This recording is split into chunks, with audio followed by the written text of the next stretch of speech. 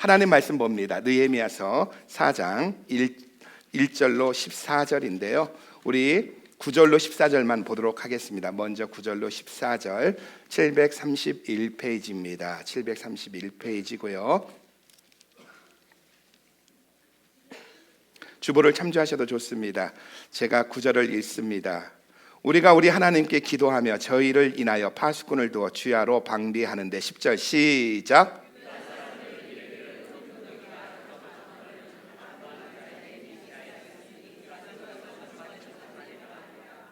우리의 대적은 이르기를 저희가 알지 못하고 보지 못하는 사이에 우리가 저희 중에 달려 들어가서 살육하여 역사를 그치게 하리라 하고,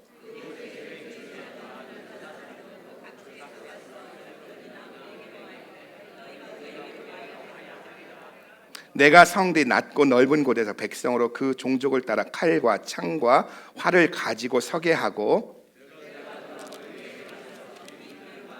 남은 백성에게 구하기를 너희는 저희를 두려워 말고 지극히 크시고 두려우신 주를 기억하고 너희 형제와 자녀와 아내와 집을 위하여 싸우라 하였느니라. 아멘.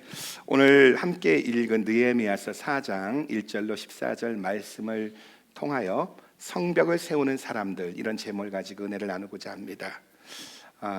두 가지 유형의 성도가 있대요. 하나는 불발탄 같은 성도이고 또 하나는 폭탄 같은 성도라고 합니다. 여러분, 불발탄은요, 폭탄이긴 한데 터지지 않는 폭탄입니다. 그러면 불발탄 같은 성도가 어떤 성도인지 아세요? 자기 혼자 변화받고 자기 혼자만 구원받겠다고 하는 사람입니다. 터져서 주위를 변화시켜야 하는데 터지지 않고 자기 자신밖에 모르는 성도가 불발탄 같은 성도라고 합니다. 그러면 폭탄 같은 성도는 어떤 성도이죠? 자기 자신은 물론 주변 사람들까지 변화시키는 성도입니다. 너희는 세상의 소금이고 세상의 빛이란 말씀처럼 빛이 되고 소금이 되어서 주변 사람들을 변화시키는 성도입니다. 같이 가서 말씀 듣자, 같이 기도하자, 같이 선교 가자, 같이 통일 선교 비전 학교 듣자 하면서 주변을 독려하는 사람입니다. 근데 요즘 불발탄도 아니고 폭탄도 아닌 제3의 성도들이 있대요. 일명 오발탄 성도라고 합니다. 오발탄은요, 터져야 할 곳에서 터지지 않고 엉뚱한 곳에서 터지는 성도입니다. 이런 사람들은 신앙에 대해서는, 믿음에 대해서는 조용한데 엉뚱한 데서 엉뚱한 일로 터진다는 거예요. 어디가 파마 잘 나온다, 함대 예배 드리면 늘 하는 얘기가 어디 가면 음식이 맛있다, 세일한다, 엉뚱한 데서 터지는 성도입니다. 여러분은 폭탄입니까? 불발탄입니까? 오발탄입니까? 우리 옆 사람 보고 인사하십시다. 폭탄 성도가 되십시다. 시작. 느헤미야는 예루살렘 성벽이 무너지고 성문이 불에 타서 이방 사람들이 마음대로 드나들고 조롱하고 비웃고 손가락질 한다는 이야기를 들었습니다. 그 이야기를 듣고 그 자리에 주저앉아 엉엉 웁니다. 그리고 느헤미야는 우는데 그치지 않고 기도하면서 예루살렘 성벽 재건이, 그리고 이스라엘의 신앙 회복이 자기 자신의 비전이 되어져서 예루살렘 성벽을 세우기 위해서 페르시아 수산궁을 떠나서 예루살렘으로 갑니다. 이것이 느헤미야서의 1장과 2장의 이야기입니다. 그리고 지난 시간에 나누었듯이 느헤미야 3장에 보면 느헤미야는 예루살렘에 사는 모든 이스라엘 사람들에게 이 비전을 나누었고, 느헤미야 이 비전을 들은 모든 이스라엘 백성들이 가슴이 뜨거워져서 성벽 재건에 참여하게 되어집니다. 그래서 무너진 예루살렘 성벽을, 4km 이상 되는 예루살렘 성벽을 42등분하여 75명의 지도자를 중심으로 해서 온 이스라엘 민족이, 심지어 제사장과 여자와 아이들까지 성벽 재건에 동참했다는 것입니다. 그런데 오늘 본문에 보면은 이 열정적으로 일어난 성벽 재건에 찬물을 끼얹는 사람들이 나옵니다. 우리 1절로 3절 볼까요? 같이 읽어봅니다. 시작. 산발랏이 우리가 성을 건축한다함을 듣고 크게 분노하여 유다 사람을 비웃으며 자기 형제들과 사마리아 군대 앞에서 말하여 가로되 이 미약한 유다 사람들의 하는 일이 무엇인가? 스스로 경고케 하려는가? 제사를 드리려는가? 하루에 피력하려는가? 소화된 돌을 흙 무더기에서 다시 일으키려는가? 하고 암몬 사람 도비아는 곁에 섰다가 가로되 저들이 건축하는 성벽은 여호가 올라가도 곧 무너지리라 하리라. 여기에 보면 성벽 재건을 반대하는 조롱하는 사람들이 나오는데, 첫 번째는 사마리아의 통치자였던 산발랏입니다. 이 사람은 주동자입니다. 사마리아 사람입니다. 이 사람은 예루살렘 성벽 재건이 자기가 통치하는 지역을 위협한다고 생각했기에 반대부터 했던 겁니다. 너희가 페르시아에 대항하려고 성벽을 쌓냐, 제사 드리려고 성벽을 쌓냐, 불에 탄 돌로 성벽을 쌓으면 하루도 못 되어서 무너질 거다 하면서 모함하고 비방합니다. 둘째는요, 산발랏에 맞장구 치는 사람으로 암몬 사람 도비아입니다. 너희가 쌓는 성은 여호가 올라가도 무너질 거라고 조롱합니다. 그리고 본문 7절에 보면 아라비아 사람들과 아스돗 사람들이 반대합니다. 아스돗은 블레셋 땅으로 블레셋 사람입니다. 그리고 이들의 특징은 분노하고 몹시 분개했다는 거예요. 여러분, 우리가 하나님의 뜻대로 살고요, 하나님의 일을 한다고 할 때 세상은 우리에게 박수 쳐주지 않는다는 사실을 아시는지요? 우리가 하나님 나라를 위해서, 복음을 위해서, 교회를 위해서, 선교를 위해서, 열방을 위해서 좋은 일을 하고요, 내 자신을 헌신한다고 할 때, 선한 일을 한다고 해서 사람들이 환영해 주지 않는다는 겁니다. 반대하는 사람은 언제나 있고요, 분노하는 사람은 언제나 있다는 겁니다. 우리가 2024년을 시작하면서 하나님께서 2024년도 가운데 주신 그 비전을 붙들고 전진하고 있는데요, 그 비전 앞에서 반대하는 세력은 반드시 있다는 거예요. 그런데 반대하고 조롱하는 사람들의 특징이 무엇인지 아세요? 매우 감정적이고 이성적이지가 않다는 겁니다. 또 그들은 교만해서 자기가 그 누구보다도 우월하다는 생각 때문에 다른 사람들이 하는 일을 조롱하고 비난부터 한다는 겁니다. 그런데 재미있는 것은 막상 그들이 화를 내고 분개하는 말을 들어보면요, 별 말이 없다는 거예요. 모함하고 엄청난 것 같이 쏟아붓지만 들어보면 별 이야기가 없다는 거예요. 그러면 이 반대 속에서, 이 조롱 속에서 느헤미야는 어떻게 반응했느냐는 거예요. 오늘 우리가 하나님 주신 비전과 꿈을 향해 달려가는데 우리 주위에는 박수만 쳐주지 않고 반대하는 사람들이 반드시 있다는 거예요. 그럼 이 반대 앞에서 느헤미야는 어떻게 했느냐는 거예요. 놀라운 것은 자기를 반대하고 비난하는 사람들에게 대항하고 싸운 것이 아니라 하나님께 간절히 기도했다는 겁니다. 여러분, 반대하는 사람과 대립하지 않고요, 논쟁하지 않고요, 싸우지 않는 것은 쉽지 않습니다. 여러분을 힘들게 하고 괴롭히는 사람들을 보면 어떤 마음이 드는지요? 여러분 비즈니스 옆에다가 그냥 또 비즈니스를 차려 내 마음을 힘들게 하는 사람을 볼 때 어떤 마음이 드는지요? 그냥 옆에다만 차린 게 아니라 온갖 악한 말로 또 우리 비즈니스를 욕하는 사람들 볼 때 어떤 마음이 드는지요? 멱살이라도 잡고 싶고요, 욕이라도 하고 싶고요, 그 사람이 힘들어졌다, 무너졌다, 안 됐다, 망했다는 소리를 듣고 싶어 합니다. 그 사람이 잘못되길 바란다는 거예요. 그러나 느헤미야는 자기를 반대하는 사람들과 싸우지 않았다는 겁니다. 그 대신 하나님께 나아가 무릎 꿇고 모든 상황을 하나님께 아뢰었다는 거예요. 여러분, 느헤미야는 기도의 사람입니다. 느헤미야의 비전은요, 기도에서 비롯되어졌다는 거예요. 예루살렘 성벽이 무너졌다는 소식을 듣고 앉아 울다가 기도하다가 그것이 성벽을 재건하는 것이 자기의 비전이 되어졌다는 거예요. 그래서 느헤미야는요, 시작할 때도 기도했고요, 어려움을 겪을 때에도 먼저 하나님께 나와 기도했다는 겁니다. 우리 4절과 5절 같이 읽어봅니다. 같이 읽습니다. 시작. 우리 하나님이여 들으시옵소서. 우리가 업신여김을 당하나이다. 원컨대 저희의 욕하는 것으로 자기의 머리에 돌리사 노략거리가 되어 이방에 사로잡히게 하소서. 주의 앞에서 그 악을 덮어두지 마옵시며 그 죄를 도말하지 마옵소서. 저희가 건축하는 자 앞에서 주의 노를 격동하였음이니이다 하고, 본문에 보면은 느헤미야는 우물쭈물하지 않고 기도합니다. 아주 단호하게 기도합니다.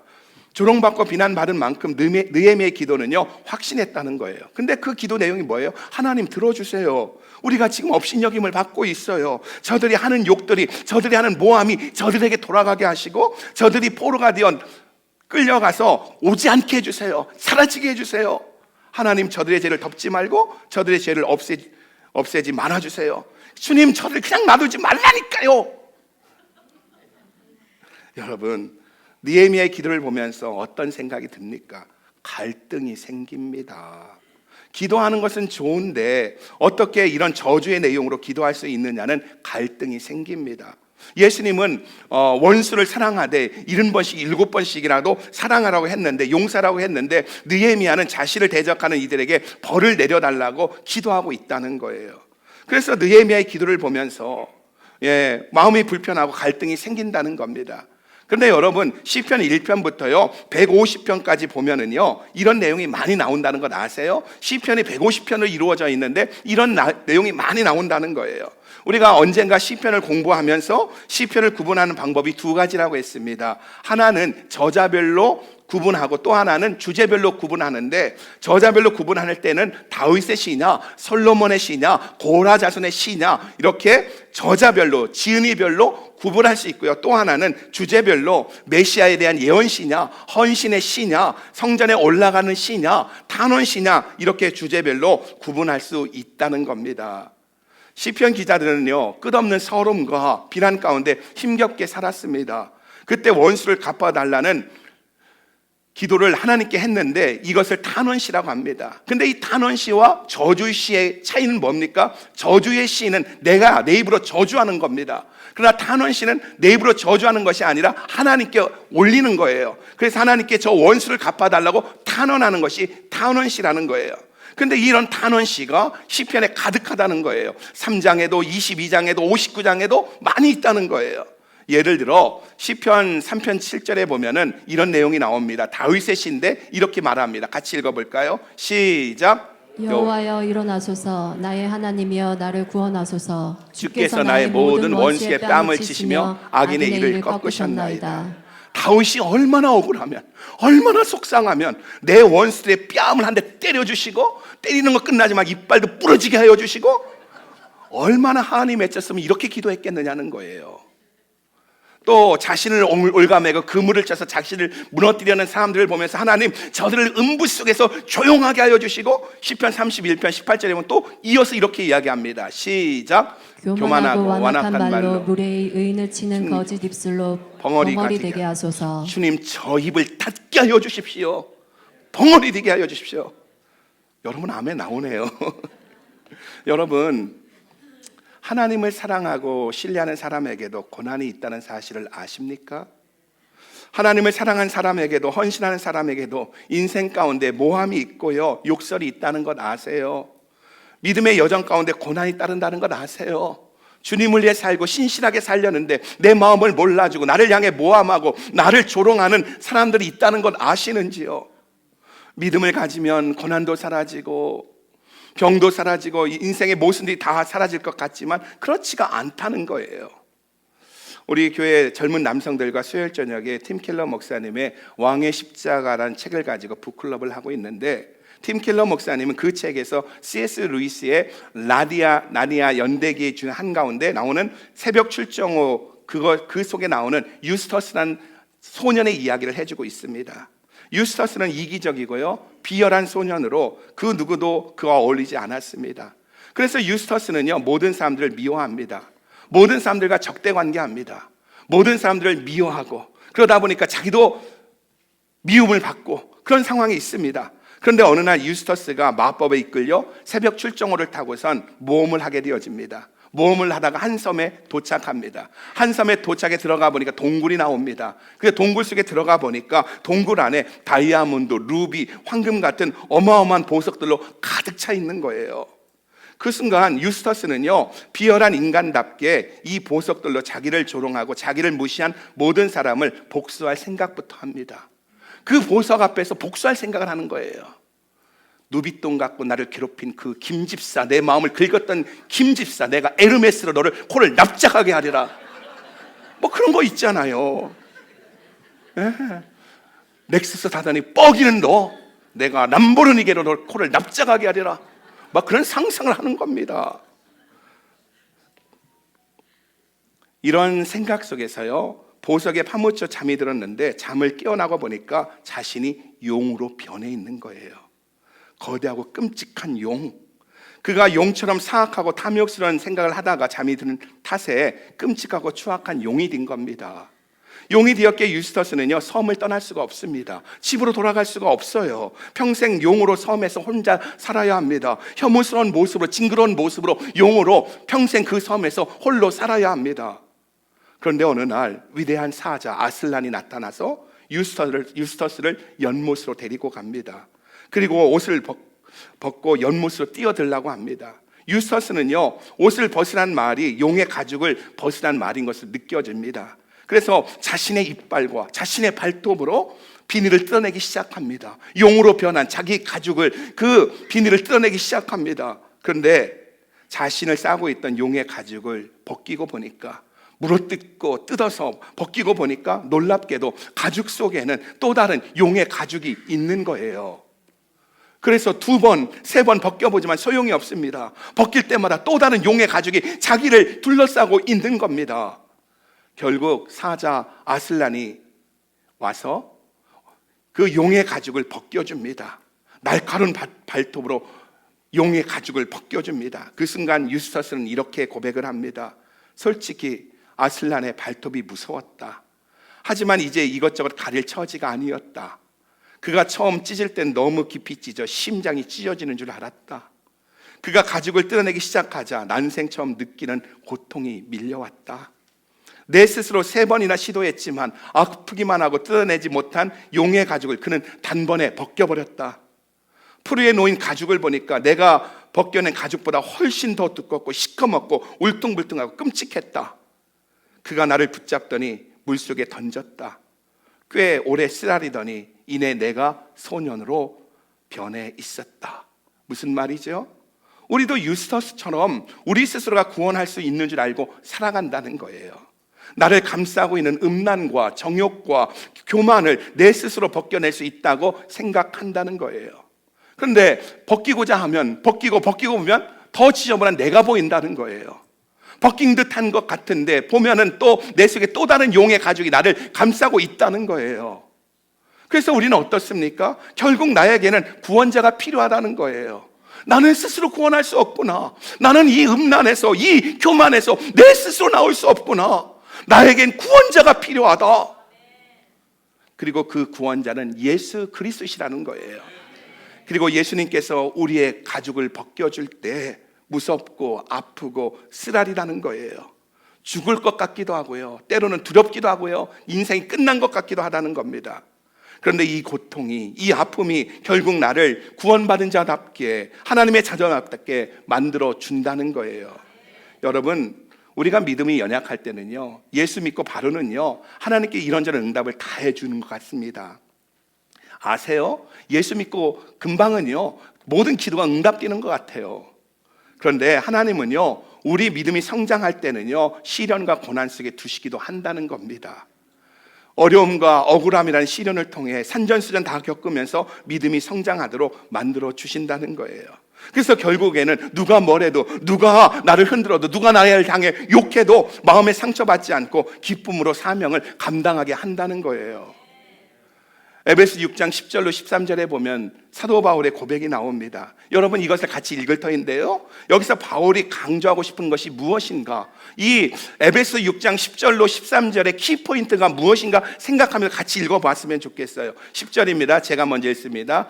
정말로 너희가 주 안에서와 그의 힘의 능력으로 강건하여지고, 11절 시작. 마귀의 계계를 능히 대적하기 위하여 하나님의 전신갑주를 입으라.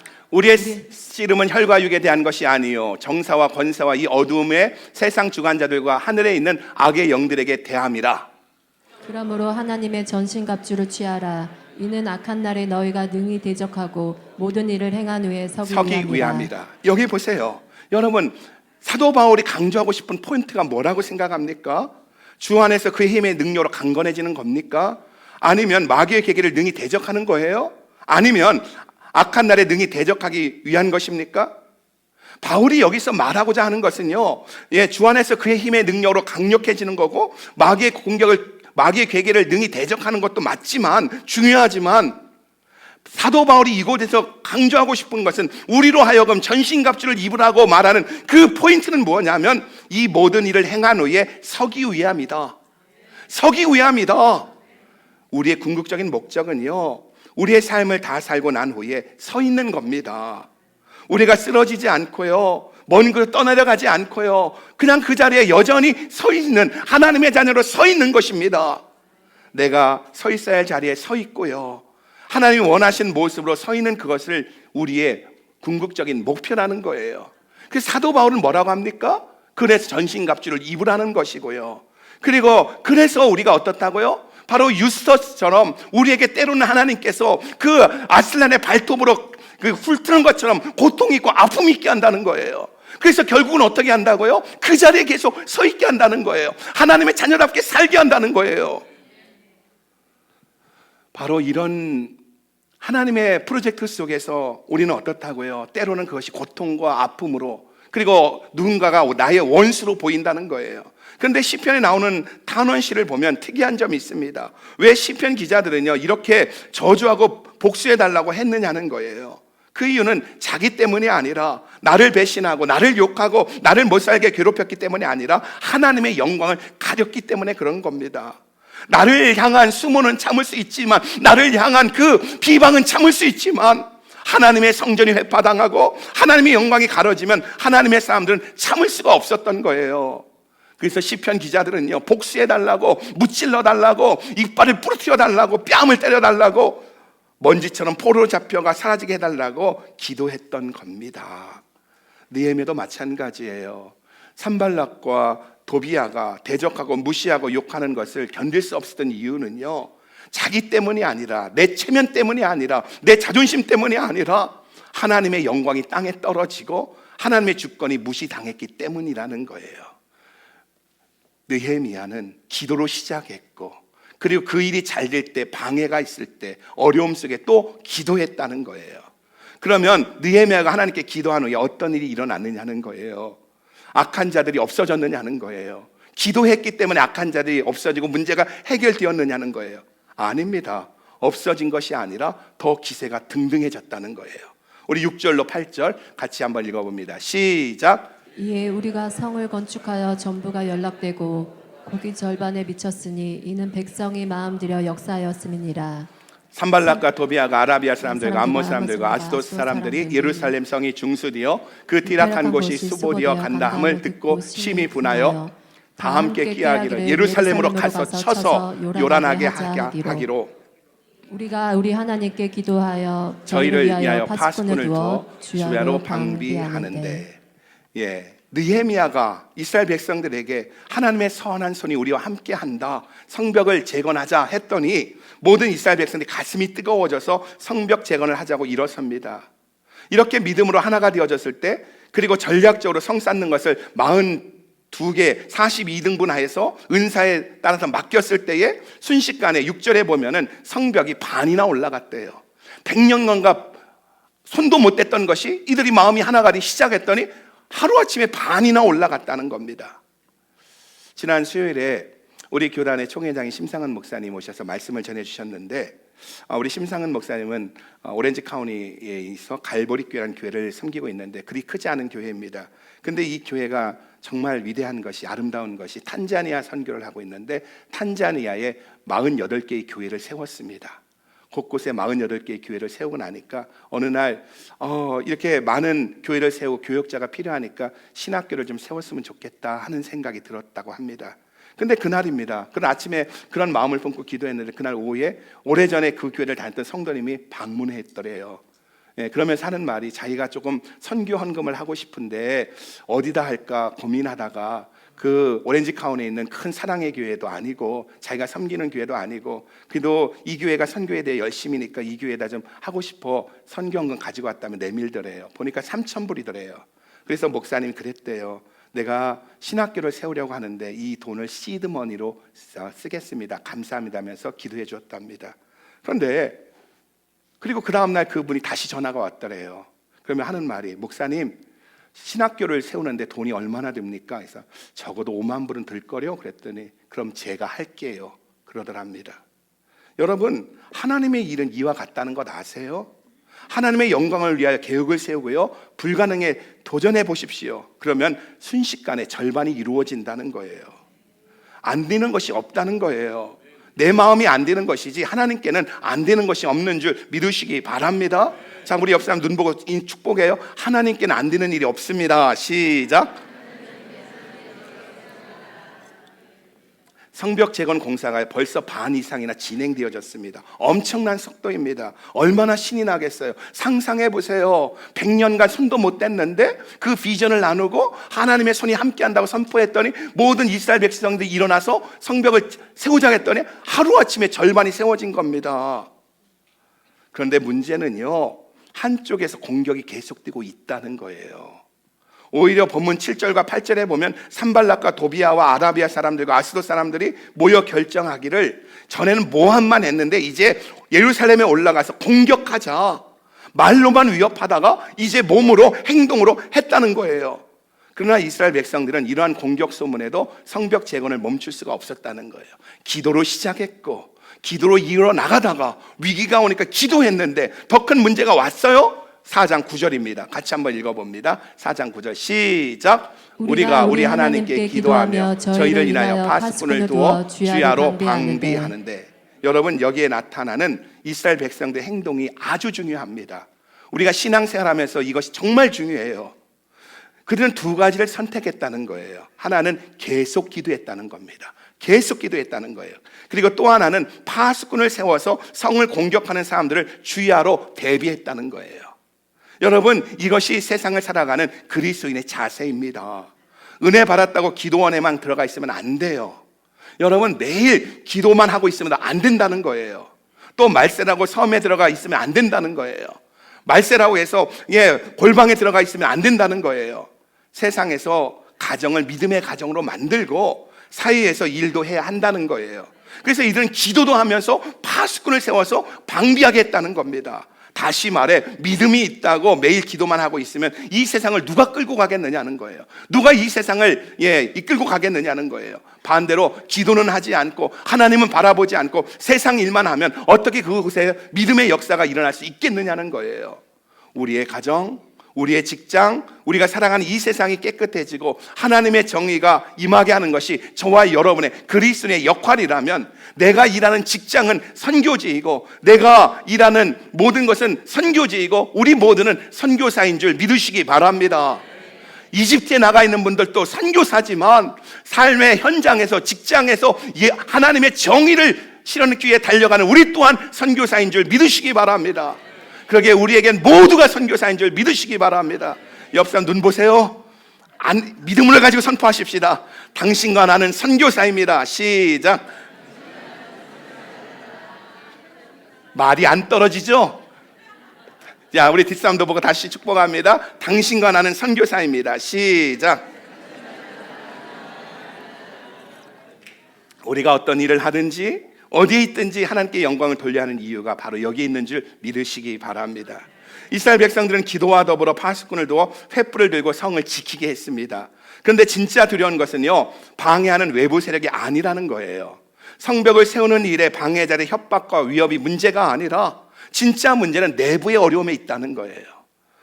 다시 말해 내부에 일어나는 분열과 갈등이 더 큰 문제라는 겁니다. 우리 10절 한번 읽어봅니다. 10절 같이 읽어봅니다. 시작. 유다 사람들은 이르기를 흥무더기가 아직도 많거늘 담보하는 자의 힘이 쇠하였으니 우리가 성을 건축하지 못하리라 하고.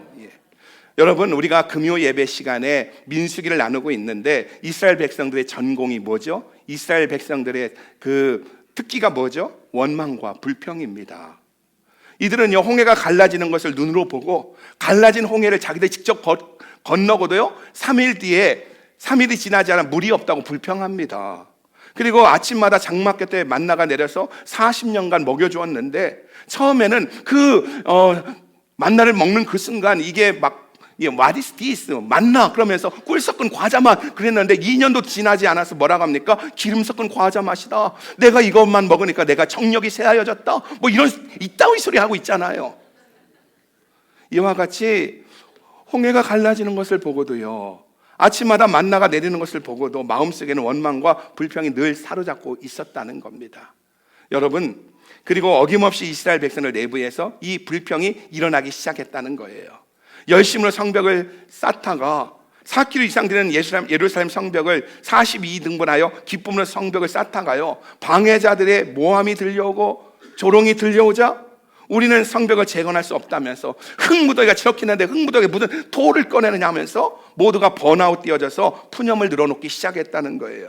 그러면서 이렇게 말합니다. 4장 11절입니다. 같이 읽습니다. 시작. 우리의 대적은 이르기를 저희가 알지 못하고 보지 못하는 사이에 우리가 저희 중에 달려 들어가서 살육하여 역사를 그치게 하리라 하고. 무슨 말이죠? 자기들이 성벽 쌓기에 열중하는 동안 원수들이 몰래 와서 자신들을 죽이고 일을 중단시킬 거라고 협박했다는 거예요. 그래서 무서워서 못하겠다는 거예요.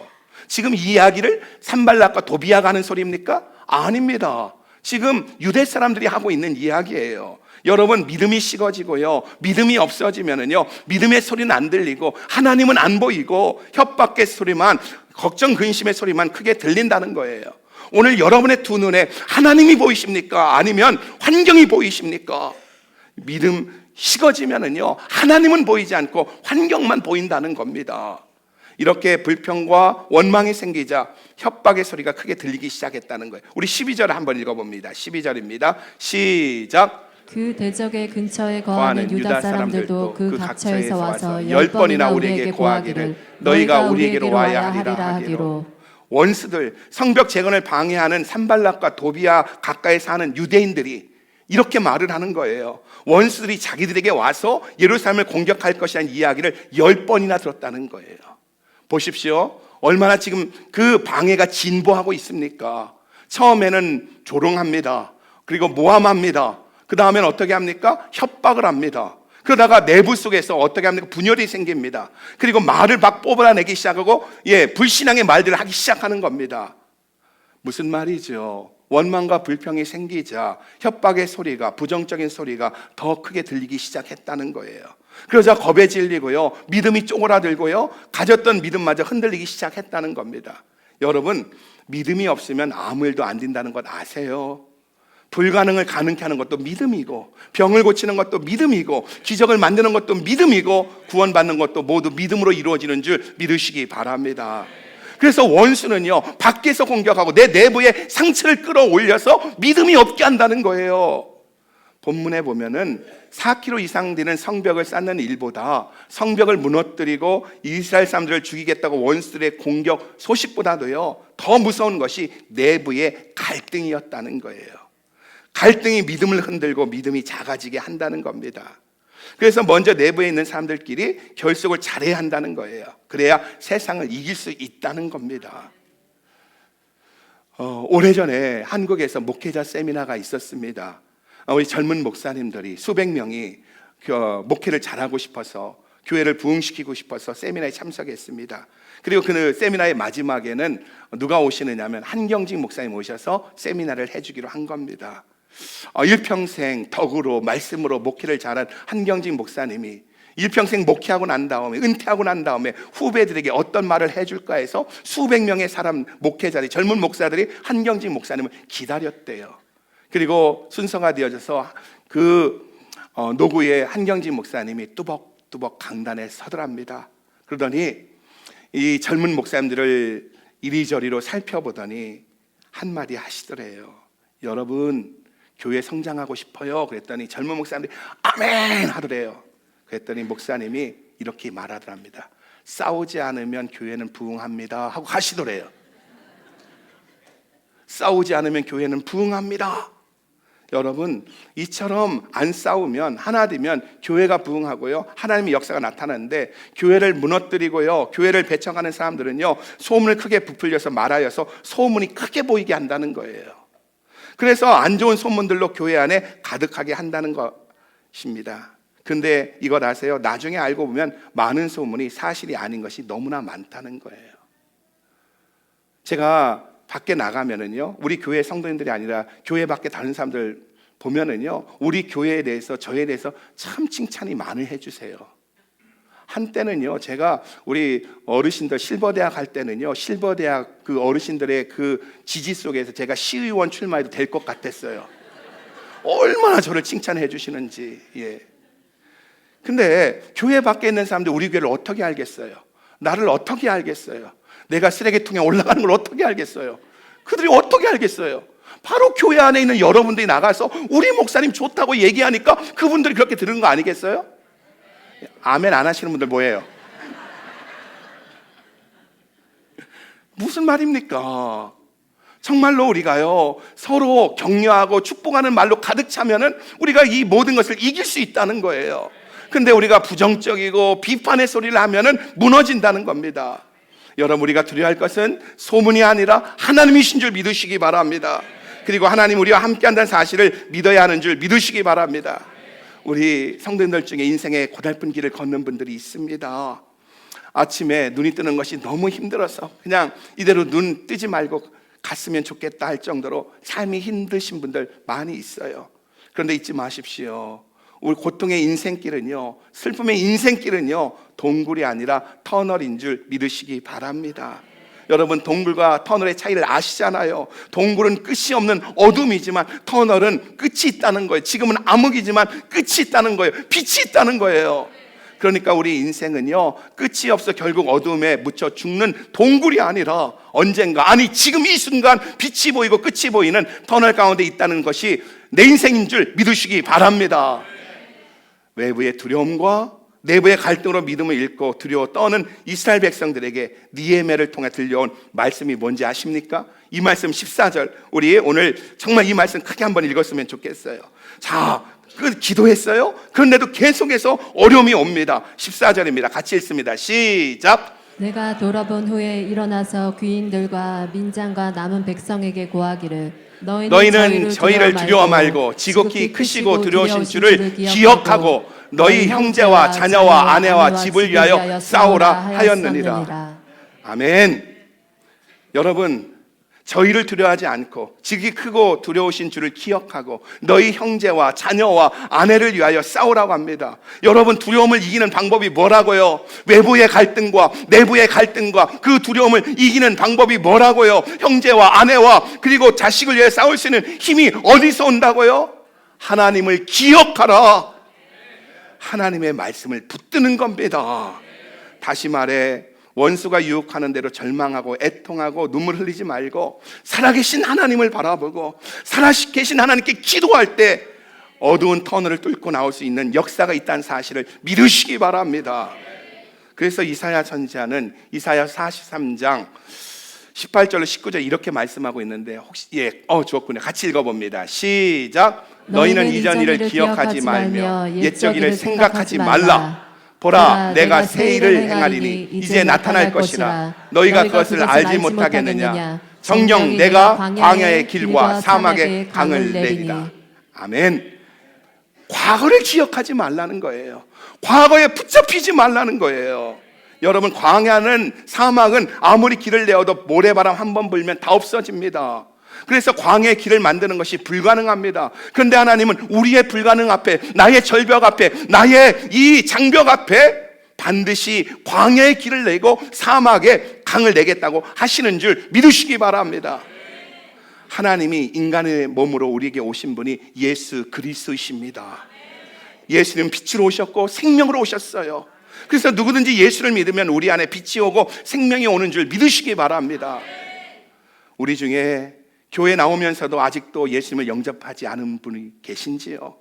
언제까지 예수님을 영접하는데 주저하겠어요? 언제까지 종교인으로 평생 신앙생활 하겠어요? 이제는 예수님이 믿어지면 믿겠다고 하지 마시기 바랍니다. 나사로의 죽음 앞에서, 장사든지 나흘이 된 나사로의 무덤 앞에서 슬퍼하는 마르다를 향해 예수님이 하셨던 말씀이 뭐지요? 너희가 믿으면 볼 것이다. 믿으면 볼 것이다. 근데 우리는 늘 거꾸로 이야기한다는 거예요. 예수님은 믿으면 볼 것이라고 하는데 우리는 보여주면, 이해되면 믿겠다고 한다는 거예요. 이 말씀 앞에 믿음 없는 자가 아니라 믿음 있는 자가 다 되시길 주님의 이름으로 축복합니다.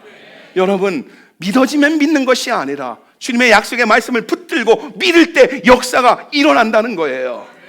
결론을 말씀드립니다. 우리의 성벽을 허무는 여우들이 있어요. 우리 모두는 불완전한 삶을 살고 있기 때문에 끊임없이 우리의 성벽이 허물어 내리는 것을 보게 됩니다.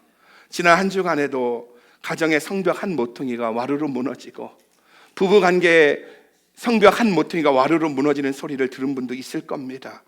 건강의 성벽이 무너지고요, 사역의 성벽 한 모퉁이가 무너지는 소리를 들은 분도 있을 겁니다. 우리가 성벽을 쌓고자 할 때 원수는 밖에서요, 처음에는 반대하는 소리로, 그리고 또한 모함하는 소리로, 그리고 또한 행동으로 다가오다가 결국에는 나로 하여금 나의 과거의 상처를 끌어올려서 분열케 하고 절망케 합니다. 여러분, 그런데 그걸 아십니까? 사람이 사는 집은 쉽게 무너지지 않는다는 것 아세요? 사람이 살지 않는 집은요, 비어있는 집은요, 힘없이 무너져 내리지만 사람이 사는 집은 쉽게 무너져 내리지 않는다는 거예요.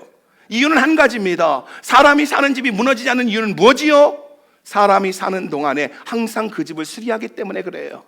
문짝이 흔들리면 못을 박아 고정시키고 페인트도 칠하면서 항상 수리하기 때문에 보수된다는 겁니다.